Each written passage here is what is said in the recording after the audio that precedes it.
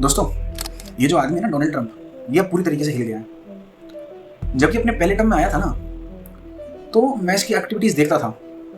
He was a decent guy at that time. मैं इसको follow भी करता आया हूँ till the time he was a real estate tycoon, तब से ही फॉलो करता हुआ आ रहा हूँ। फर्स्ट टर्म इसका देखा, he was very pretty good at it. सबसे बड़ी बात इसकी ये थी कि फर्स्ट टर्म में इसने लोग ऐसे रखे थे जो इसको गाइड करते थे। सेकंड टर्म में इसने बंदे भी इसने ऐसे रखे जो इसकी जी हजूरी करें।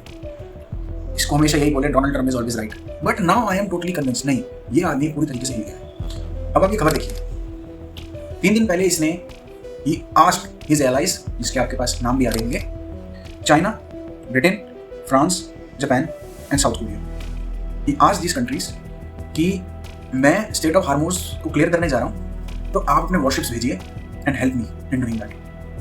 पहले तो उसने सबसे पहले ये स्टेटमेंट दी। दूसरी स्टेटमेंट इसने न्यूज़ वालों को दी कि मेरे वॉरशिप्स जा रहे हैं, मेरी आर्मी जा रही है, मेरी नेवी जा रही है, और ये मेरे एलाइज हैं जिनका मैंने नाम लिया, ये अपने बंदे साथ में भेज रहे हैं फॉर द सेम। उसने कहा कि मैं तो एज ए फ्रेंडली जेस्टर ये कर रहा हूँ, ज़रूरत तो इन सबको है, क्योंकि मेरा तो 1% तेल ही आता है, इससे ज़्यादा की तो मेरे को जरूरत नहीं, क्योंकि मेरा खुद का इतनी उत्पाद है कि मेरे को जरूरत नहीं है तेल की, ये तो इन लोगों के लिए मैं कर रहा हूँ। अब कल ये भाई साहब क्या स्टेटमेंट देते हैं, आप वो सुनिए।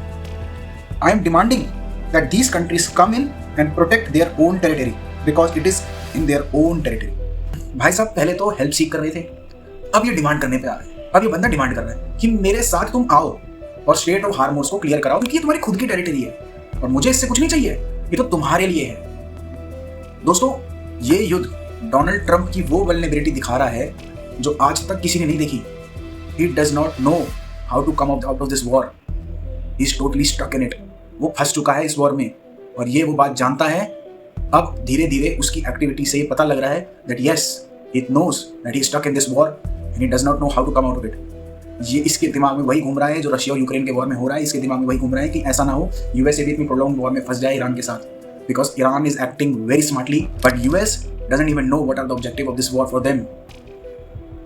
Donald Trump is totally stuck